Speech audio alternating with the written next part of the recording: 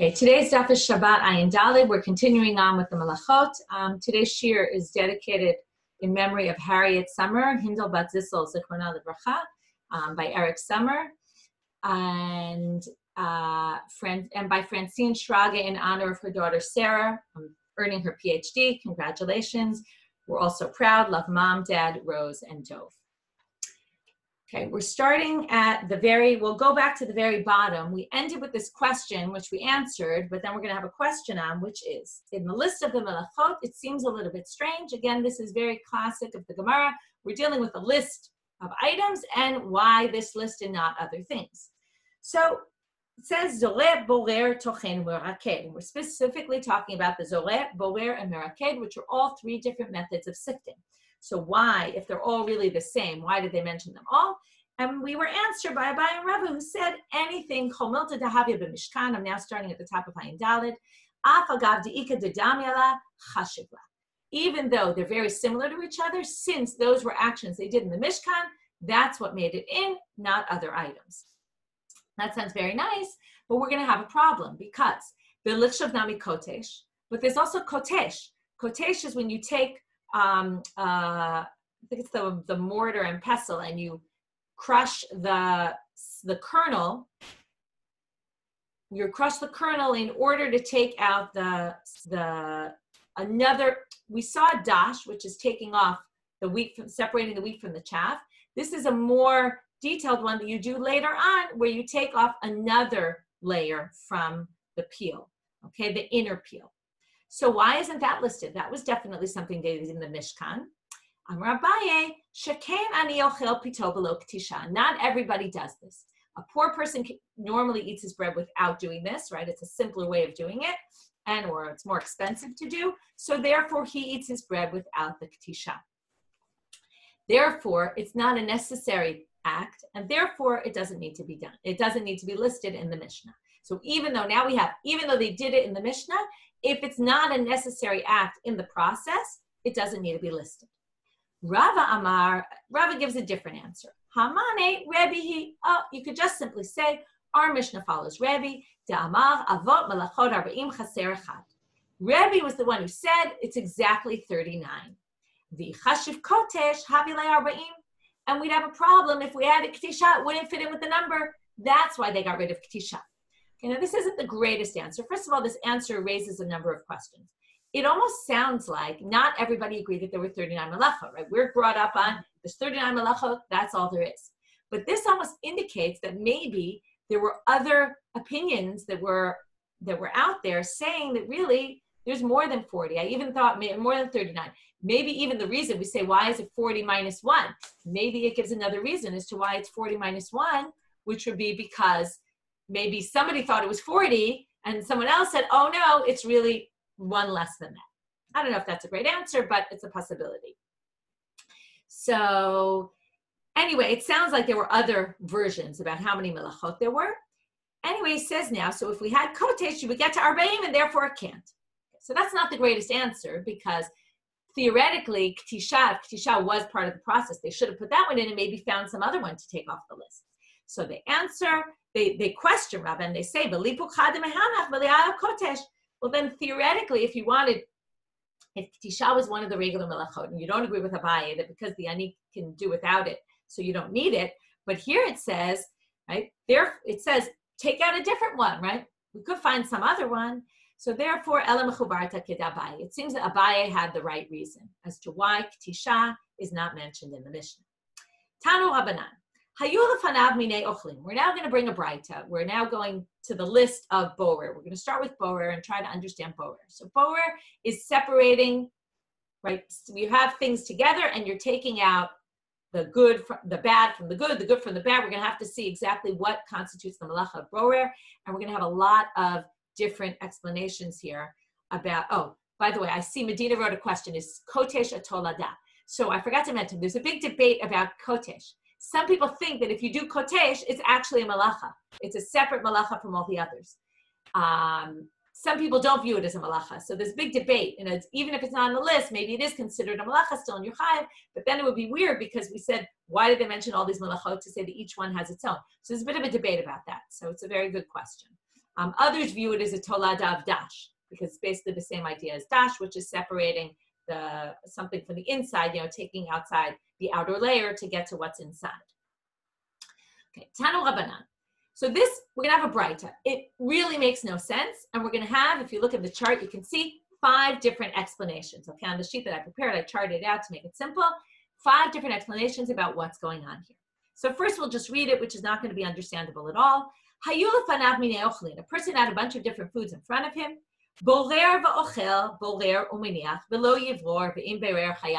Specifically read it all at once, so you can see how confusing it is. Okay, let's go through one by one. You can separate out and eat yourself. You can separate out and leave it, you can leave it for somebody else. Okay, no matter what explanation we take, we're going to be the same. You're allowed to separate it and eat, and you're allowed to separate and leave for somebody else. Below yivror, you can't separate. Okay, that's very weird. We just said you can separate. Ve'in berer chayav chatat, and if you did it, it's forbidden from the Torah. By Torah law, you're going to have to bring a korban chatat, a sin offering. Okay, Micah Amar, the Gemara says, what on earth are you talking about? You said you could do it, and you said you can't do it, and you said if you do it, you have to, it's asur midoraisa. So what is going on? So the Gemara starts off and explains, Amar Ula. First they bring Ula. Hachi Kamar, this is what it means. Borer v'ochel lebo bayom. You can separate out if you do it for that day. Uborer meniach lebo bayom. So both those, like I said, they're always going to be the same. You can do borer for yourself. You can do it for someone else, as long as you're doing it for the same day. So if it's Shabbat morning and you want to do it for Sudash Lashit, no problem. But if it's Friday night and you want to do it for Shabbat morning, ulamachar lo yivor ve'im berer chayav chatat. Okay, but you can't do it for the next day. And if you did, you're obligated by Torah law.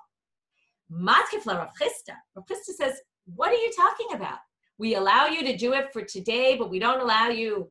It seems weird. And here's the big problem. Wait a minute. Borer is a malacha. It's one of the lamitet malachot. Did we ever say with any of the malachot, oh, as long as you're cooking for today, you could cook on Shabbat, right? You just can't cook Friday night for Shabbat. What kind of a ridiculous thing is that? It's a malacha. Why would we allow it to let you do it for that day? That makes absolutely no sense. So Rav Chisda doesn't like what he says. He comes up with his own explanation. Ela amar Rav Chisda. Borer v'ochel pachot mikashiur. As long as you do less than the size of a fig, remember we said grogeret, a fig, is the shiur for milachot of Shabbat. So if you do less than a shiur, you separate out a very small amount, separate one thing from the other. Borer meniach pachot mikashiur, that's the part that's allowed. Ukashiur lo yivor, but you can't do it if it's actually the amount of a fig or any more. V'im berer chayav chatat, and if you did it, you're obligated to bring a sin offering. It's deoraita. Matkefla Rav Yosef, says, and we talked about this before, according to Rav Yosef, chatzi shiur asur min haTorah. To do, it's true, we just talked about this the other day. It's true that you're not punished if you do less than a shiur, but who said that you can do it lechatchila? It's not like we say, okay, on Yom Kippur, everyone can eat less than a shiur, right? We allow it in certain circumstances when you have to, but nobody allows that. It's asur to do that. So that's a ridiculous answer also, okay? So Rabbi Yosef doesn't like, everybody comes, attacks the previous person, which is nice, at least it's one thing they attack the previous person. Often people just criticize other people, but they actually then bring their own explanation, right? It's easy to, we always say it's very easy to criticize, but what are you going to say yourself? Well, everybody who criticizes basically says, let's move on, right? Let's give our own explanation. I see, by the way, someone asked on the chat, which is, what if, right, why couldn't you do something Friday night for Shabbat day? Aren't they considered all one and the same, right? It's a strange, what Ruth is pointing out is it's a very strange hava amina that what the Gemara thinks in the beginning, what Ula thinks, is that we would distinguish between day and night. It's a very strange thing. Although maybe it's a bit of an outgrowth of something we're going to see soon. It's just an extension of it, so hold off with your question. So now we have Rav Yosef. So we're up to number 3. Ela Amar Rav Yosef, I want you to remember that we're up to number 3 because we're going to now see 3 more explanations. And in fact, la halacha, it's going to be a combination of the last 3. The first 2 are entirely rejected. The last 3 are actually going to be kept la halacha. Ela Amar Rav Yosef, borer va'ochel biyad, borer umeniach biyad. The borer that's usher, it's forbidden, is if you separate something out with a utensil, like a sifter. That's what borer is. It's using a sifter. But if you do it by hand, and you separate things by hand, that's already not a problem. Okay? Biknon. Now, there's three aspects. Now, this is the only explanation of Rav Yosef, who's going to distinguish between the next two lines. The next two lines were lo yivror, you can't separate, ve'im berer chayav chatat. And if you did it, you're obligated a chatat. Now, theoretically, they could have put that all in one line and just said, ve'im berer chayav chatat. Why does it say velo yivror? According to Rav Yosef, lo yivror is coming to talk about something different than im berer chayav chatat. He's the only one who does this distinction. What does he say? B'kanonu b'tamchoi, which were two types of sifters that weren't generally used for sifting, but you could use them to sift. Kanon is something like a funnel. So a type of funnel that they use for sifting because it's wide at the top and narrow at the bottom. And tamchoi was some sort of plate. Like I guess sometimes you sift things on a plate. So if you use a utensil for doing it rather than your hands, but it's not an average typical utensil that one would use to sift with, lo yivror, you can't do it. But if you did it, it's only forbidden from the rabbis. So again, how does Rav Yosef read this? If you do it by hand, it's entirely permitted. If you do it with a kanon or a tamchoi, it's forbidden from the rabbis. But if you use the actual sifters, then lo yivror ve'im berer chayav chatat. Then you can't, but if you did it anyway, you're chayav chatat, right? The difference between an afal and kvara is how fine the netting is at the bottom. I don't know what you call it, but the part at the bottom of the sifter that prevents things from getting through. One was bigger holes, one had smaller holes. So now, that's how he explains it. Matkifla Rav Hamnuna. Rav Hamnuna says that doesn't make any sense that that's what this bright is talking about. Why? Midi kanun v'tamchoi katane? Does it say kanun v'tamchoi? It doesn't say kanun v'tamchoi in the Braita. It just says borer, right? It says borer va'ochel borer umeniach. If it wanted to start distinguishing, or in later it says lo yivror ve'im berer chayav chatat.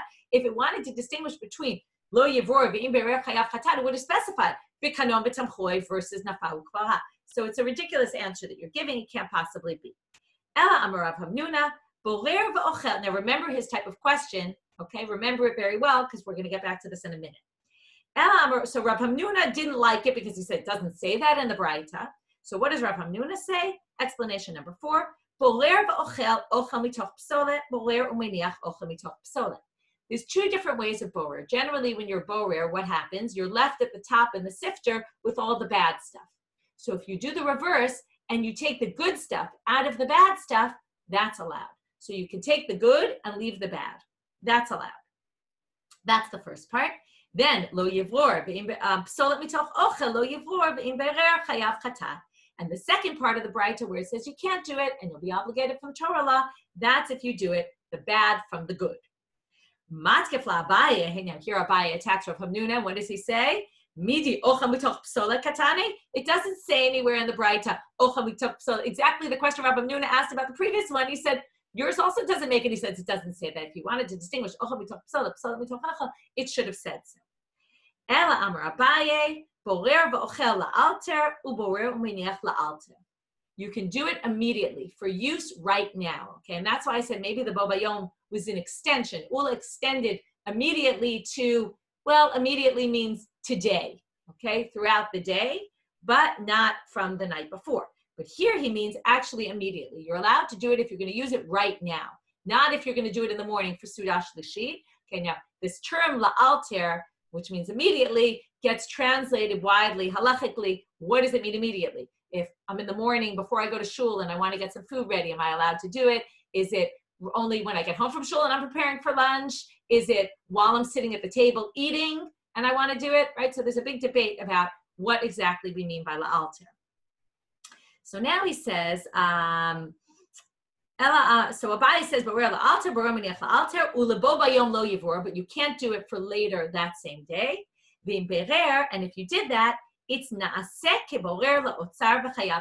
it's as if you separate it in order to store it for the long term, and that would be forbidden. Okay, and therefore, even if you do it for later that day, it's as if you did it that way, and it's forbidden. Now, by the way, you could ask the same question on Abaye. It doesn't say la'alter anywhere either. but okay. So Amavor Rabbanan Kamei de Rava. So that's the last. That was our fifth. The rabbis brought this in front of Rava. Amar Lahu Shapir Amar Nachmani. He said, I prefer Abaye's explanation. Interesting, Rav and Abaye always argued, but in this case, Rav agrees with Abaye. I prefer his answer from all the others. Okay, it happens, the halacha, you actually need all three of the last criteria. You need it to be miyad. Okay, so this is an interesting malacha where we have a malacha, but it can be done in certain ways. If you do it for immediate use, again, like I said, there's a bit of a debate what immediate use is. If you do it with your hand, and if you do it ochel mitoch psola, where you take the good from the bad, that's a method of borer that's allowed. Other methods of borer are not allowed. Okay, another braita about this. He had two foods in front of him, and he separated it to eat, and he separated it for someone else to eat.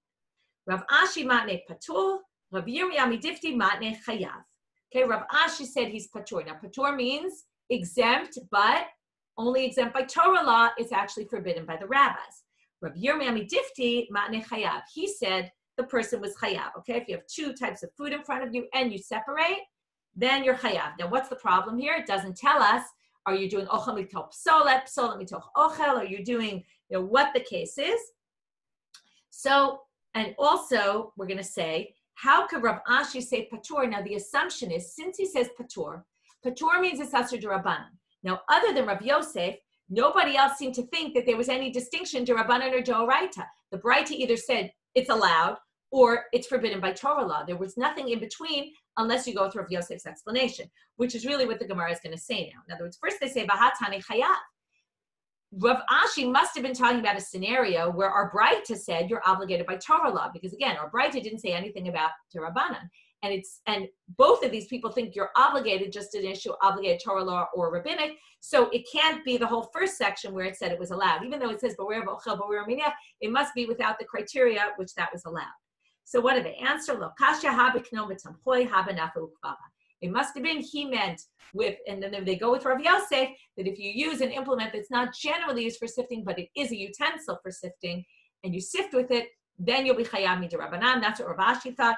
And it must be that Rabbi Yirmiyah midifti actually thought you were obligated midoraita in that case. Okay, he disagreed with Rav Yosef. Ki ata Rav Dimi Amar, Shanta de Rav Bevi Ahava.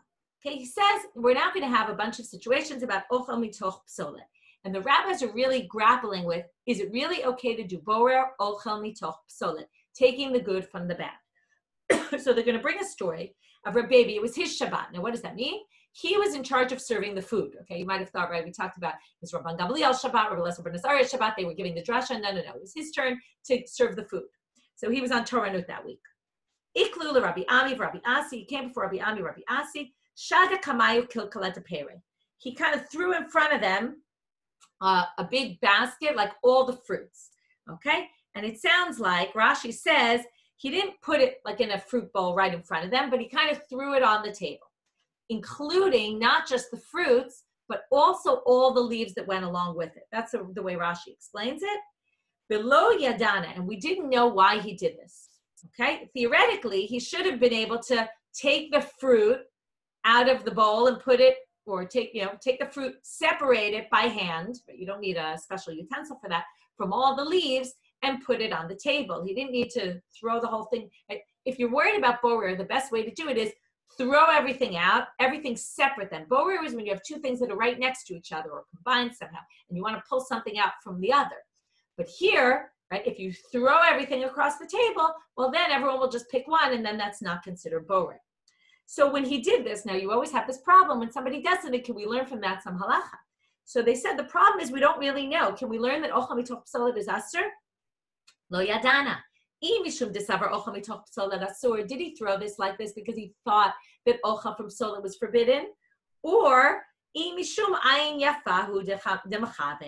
maybe he just wanted it to look nice. Okay, now I don't know exactly having all the leaves mixed didn't look nice, but I think the idea was there weren't so many fruits, and he wanted people to see that there was a lot, so he kept all the extra parts in so they would look like a lot. So they weren't sure how to understand what he did, and therefore you can't really conclude from this anything about ochel mitoch psolet. Chizki Amar, we're now going to have another case of ochel mitoch psolet that was forbidden. Amar, haborer tormasim mitoch psolet shalehen chayav. So he says, if you take the lupines from their, from out of their, separate them from the shells, you're obligated. Now you have to look at Rashi to understand how they did this. Rashi says, la'achar shashalkan hu borer ochel mitoch klipa. The way you would prepare these lupines is you would cook them, and we're going to see in a minute, you would cook them 7 times. Okay, why would you cook them 7 times? Because the lupines are bitter. The outside, the klipa, the shell, has a sweetness in it. So you cook it with its shell. After it's all cooked, you take the lupines out of the shell. So he said, you can't do this on Shabbat. And you're chayav, midoraita. So lema kasav chizkia ochel mitoch psolet asur, right? Theoretically, you could do this with your hand. You could take it out, and you'd be taking the good from the bad. So is he trying to say that ochel mitoch psolet is forbidden? So they say, no, this is a unique case. Why? Shane tormasim deshalkele shivazivne, because you cook them 7 times. Ve'ilo shaklele misrach. If you don't do this and leave it with, if you don't take out, if you leave it with the klipa in it after you've cooked it 7 times, what's going to happen? Misrach. The edible part is going to become disgusting. So now, therefore, what's the relevance of that? Here's an interesting thing. And theoretically, maybe there's different ways of understanding this, because the klipa actually helps and adds sweetness to it. Normally, the klipa is psolet and the food is ochel. But here you have a flip. The food itself could become psolet if you leave it in the shell. So it has a potential to be psolet because it can turn bad, sour. And the psolet, the klipa, actually has sweetness in it, so and it makes the food edible. So therefore, it's kipsolet mitoch ochel dama. When you take these lupines out of its shell, it's actually like, it's not exactly, but it's a little bit like taking the bad from the good, because if you leave it in there, it will go bad, and the shell actually has good, and therefore lupines are unique, and you can't learn from these to any other situation. Okay, moving on to vahat tochen. Okay, tochen was generally done, they would grind things up in a mortar and pestle, or in some sort of millstone. But here, Amar le Rav Papa, Haiman de parim silka chayav mishum tochen. Here's a tolada of tochen. Okay, it's interesting, they're giving us a bunch of toladot, but they're not exactly doing it in an organized way. You would have expected a whole list of all the toladot of everything. You're not exactly getting it in the most organized fashion, as is typical for Gemara sometimes. Anyway, here we have a tolada of tochen is cutting something into small pieces. Okay, and there's a big, where you draw the line between what is cutting something into small pieces and what is, not cutting something into small pieces. There's a wide range of opinions about how, when you're actually over on tochen, right, is making an Israeli salad, really small pieces. Some people say it's if you have to make them a little bit larger than you normally do, and that's already not tochen. There's a whole debate again where this isn't a halacha lamasa shiur, so don't take anything halacha lamasa from what I say. But there are debates that come out of this. So if you cut up a beet into small pieces, you're chayav mishum tochen. That's a tolada of tochen. Amar Rav Menashe, haiman desalit silte chayav mishum tochen.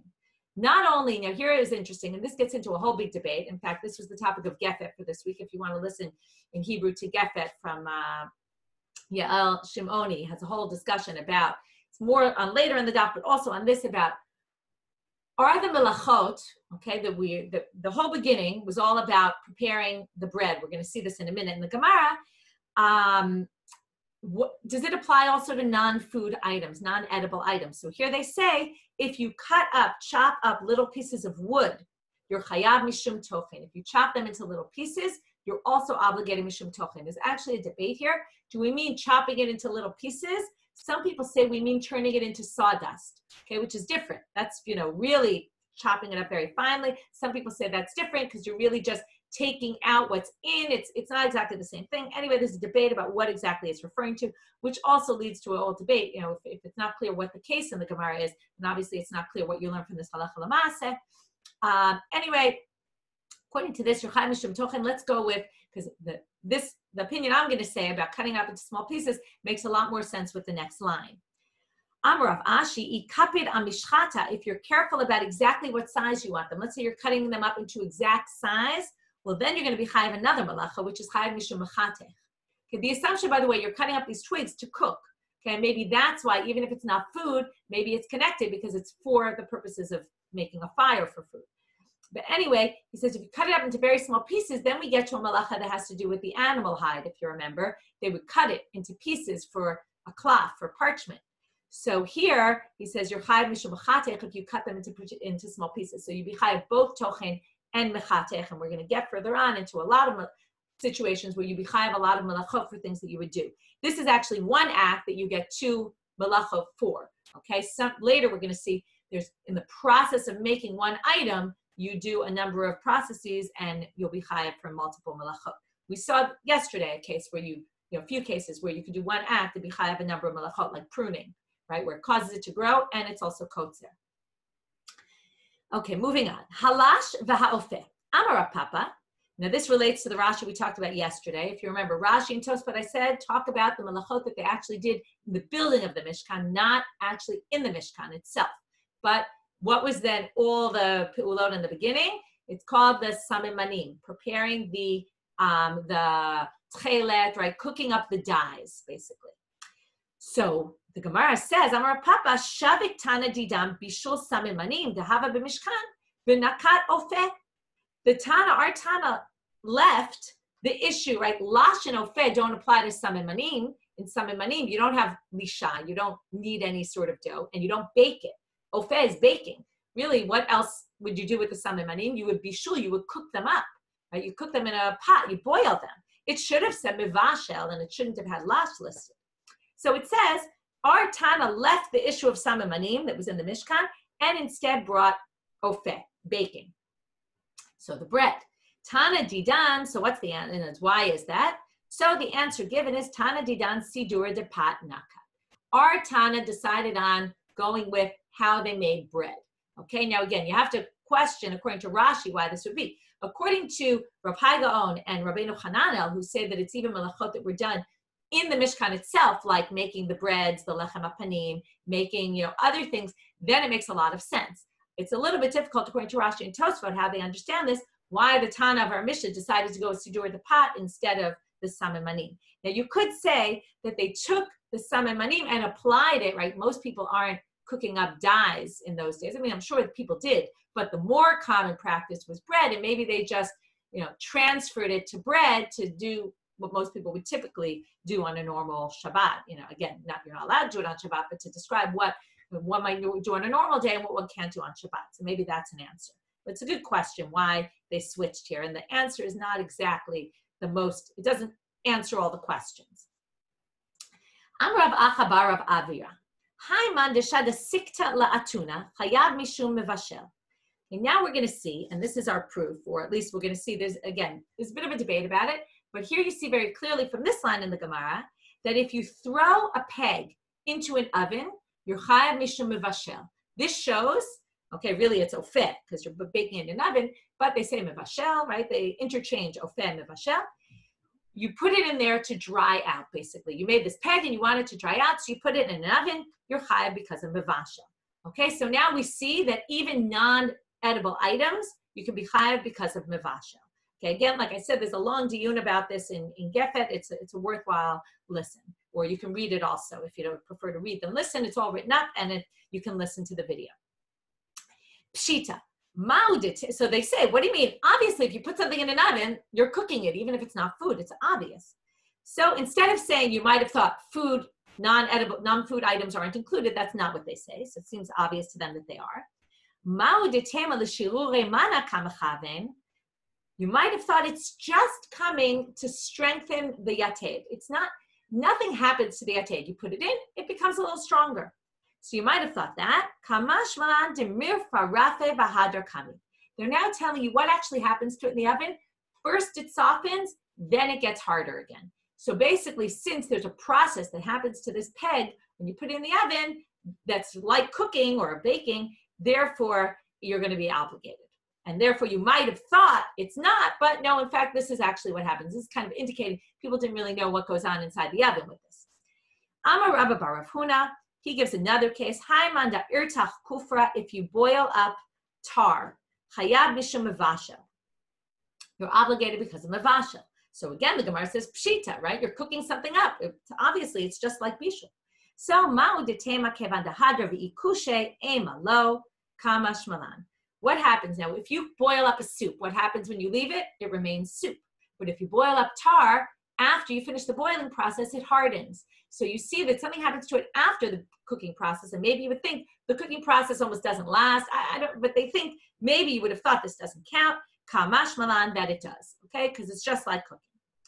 Amarava, Haiman de Avid Chavita. Now we're going to have a number of cases where you're going to be chayav. If you make a barrel, you're chayav mishum sheva chataot. Okay, you're chayav 7 chataot. So now you have to look at the sheet. If you have it in front of you, it's good. If not, just listen to me. You're chayav 7 chataot. Okay, what are the 7? Big debate between Rashi and Rav Hai Gaon, others. There's all sorts of debates about this. Again, it's also discussed in Gefet. And on the next one also, we're going to have debates. The main debate rotates around, or one of the main debates, is there a concept of binyan bekalim? Okay, there's a very basic machloket. When it comes to boneh, to building, if you build a utensil, you create a utensil, are you chayav mishum boneh? Or is that a different process? And boneh, we mean a building or something serious like that and not a utensil. Okay, so there's a big machloket. Rashi says if you look at the 8th wide line, when the lines get wide, sorry, the 7th one, Rashi says, "Mishum boneh leika l'chiyuve, lo b'chavit, lo b'tanor, lo b'kaber." Not in the next 2 cases we're going to see. De'ein binyan bekalim. And then he says, "Mafshit also leika l'meimer b'kanim de'ein hafshata ela b'or." He says the same thing with hafshata. Taking off the hide of the animal is only by the hide. You can't. It's only by animals. You can't take that and make a tolada in something different. Okay, like we're going to see with reeds. Okay, peeling off part of the reed is not, preparing it for using in a basket is not a tolada of hafshata, because hafshata is only by animals. And this becomes a big debate in general about all the melachot. How much do we say it has to be? How similar does it have to be the av malacha? Are we talking about similar materials? Like, let's say the beginning ones, do they have to be all food related? When it comes to the hide and the animal, does it have to be all animal related? How much do we take it and extend it? And there's huge debates about this. One of the big debates about borer, by the way, is there borer in kalim? Many people think there is borer in kalim. For example, your silverware. Can you separate your silverware? Okay, you have a pile of silverware from last night. You want to put it away in your drawer. It's all dry. Are you allowed to separate it, or do you have to throw them, do what they did with the fruits and just throw them and then take one by one? And this is based on the debate. Do we hold that there's borer b'kalim or not? Do we hold there's, or is it only by food? Do we hold this binyan b'kalim? Can you build, again, it's a matter of, sometimes it's going to be usher anyway. It's just a matter of which malacha. And in some cases, it might not be usher at all. So there's a lot of debates about this. Again, this stuff you could learn for a year, all the details. I'm just kind of mentioning some of the issues. I'm not poskening anything. I'm just kind of throwing out some issues in front of you. So now let's read what Rashi says about the 7. So Rashi says, Tochen harigavim. I'm looking at Rashi earlier now. Sheva chataot. It's about 8 lines before the lines get wide. You grind up the chunks of dirt, right, that you're going to use to make your barrel. Shochkan hadek v'habe tochen. So you grind them up very finely. Boer hatzrorot hagasot. You take out the big pieces. That's boer. Hareshtayim.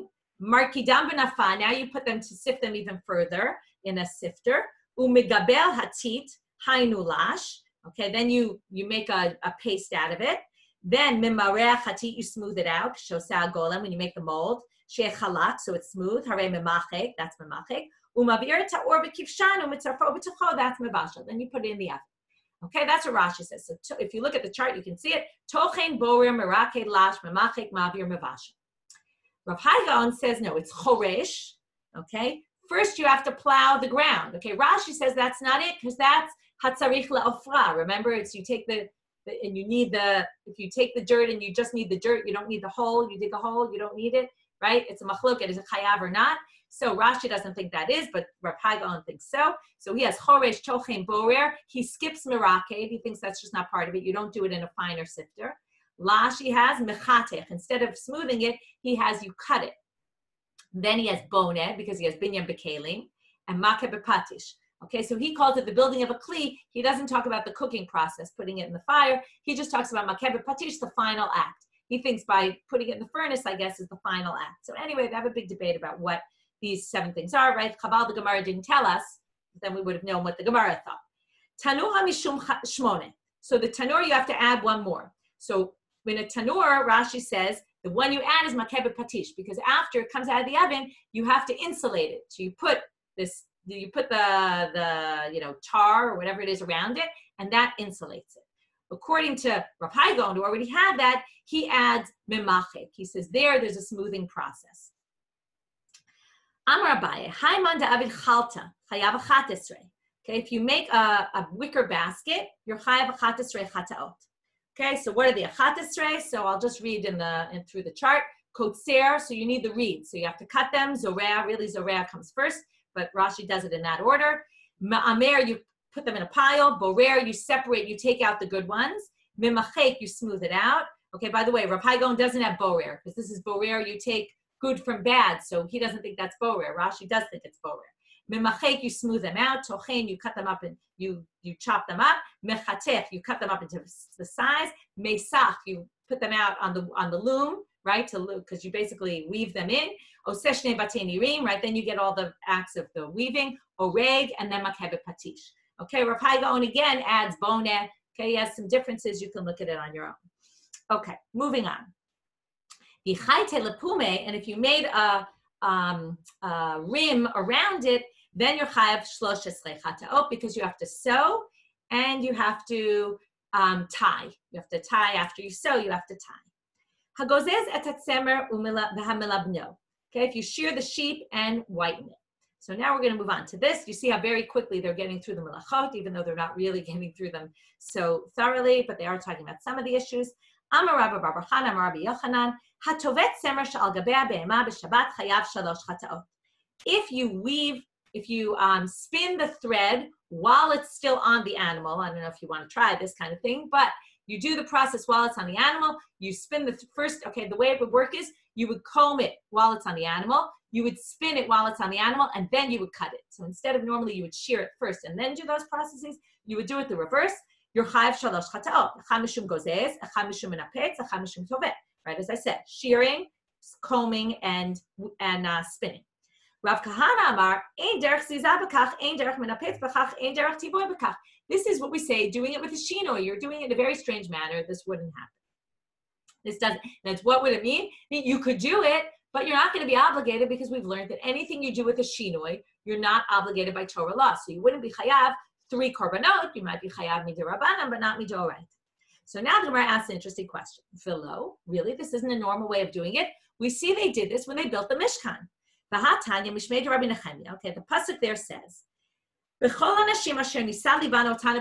all the wise women who were doing the weaving then, tavu et ha'izim.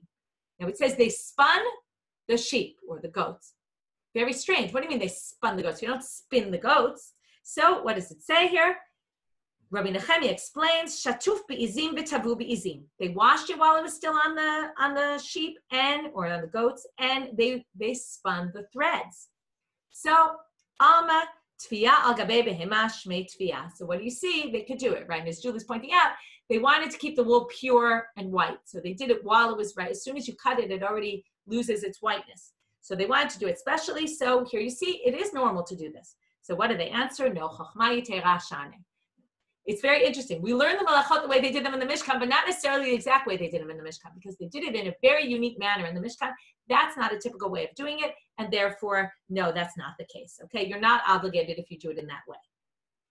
Tanu Rabbanan. Now we're talking about making feathers for pillows. Hatoleshet hakanaf. If you pluck off the feather of an animal, of a bird, to get the feathers, so you're hakotmo, and then what do you do after that? You cut off the outer edge of the feather is a little bit hard, so you cut that also. Vehamorto, and then you separate it from the spine. There's always that hard piece. You don't want that in your pillow, so you separate that out. You're chayav 3 chataot. Amar Rish Lakish, tolesh chayav mishum gozes. When you pluck it off, that's like shearing the sheep. Kotem chayav mishum b'chatech. There you're cutting it to size because you're cutting off the part you don't want. Mimaret chayav mishum mimachet. It's like taking the hairs out of the animal hide. Now, this is interesting because there you're taking the hairs out of the animal hide because you want the animal hide to be smooth. Here, you're plucking the feathers out of the spine because you want the feathers and not the spine, but it's still considered a tolada. Hakosher v'hamatil, tying and untying. Kshira b'bishkan hechiavya, where did they tie in the Mishkan? Amarava sheken koshrim b'yetedot oalim. They would tie the curtains to the pegs on the floor to keep them in place. So Amar le Abaye, you have to read in the Masoret Hashas, they add those words, Hahu kosher manat latirhu. What do you mean? That's tying, which you're going to untie. That's not what we call a kesher shel kayama. In order to be chayav midoraita, you have to do a kesher that's going to stay. This doesn't stay. Why? Because they constantly were undoing the Mishkan. It was something that they knew they were going to untie when they moved the Mishkan. Now, the Yerushalmi answers this by saying, well, there they moved by the word of God. So basically, for their all intents and purposes, for them, it was actually shel kayama, because until God told them to move, they weren't going to untie it. But here they have a different answer. El Amar Abaye, Shekain or Gei Yeriot, Shenifseka Lahenima Koshlim Ota. While they're weaving, if something rips or something like that, then they'll retie the string. Amale Rava, Teratzta Kosher Matir Ma'ikal Memer. Okay, so you gave me an answer for kosher. What about untying? And if you want to say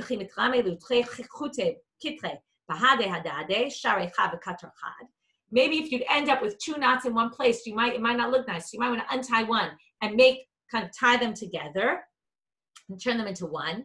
But that wouldn't be a good answer, because nobody would do that for a regular king, so certainly not for God, because if you untie that one, you're going to end up with a hole in that spot, and that won't look very nice. Right? You know, if you sew something and then you end up with a hole, right? It's not, if you take out the stitch, you're going to end up with a hole. That's not going to look nice. Ela Amarava Vitema Rabbi Eli. So either Rabbi answered himself or Rabbi Eli said, Shekain Sadechi Lazon Koshrinu Matirim. In order, right, they would catch the snails in order to get the tchelet that they used in the Mishkan, and they would tie and untie the knots in the net that they needed to catch the snails. So sometimes Rashi explains what was the untying? Sometimes you would need a knot, you would untie it from one net to put it into a different net. Hatofer shtei tefirot. Okay, if you sew two stitches. Okay, now 2 stitches, halo kayama, that's not going to stay if you sew 2 stitches. So why would you be chayav? It's only things that are long lasting. Oh, it's 2 stitches that you then knotted. Okay, must be. Otherwise, it doesn't make any sense. Last part for today. Where did they ever tear anything in the Mishkan? They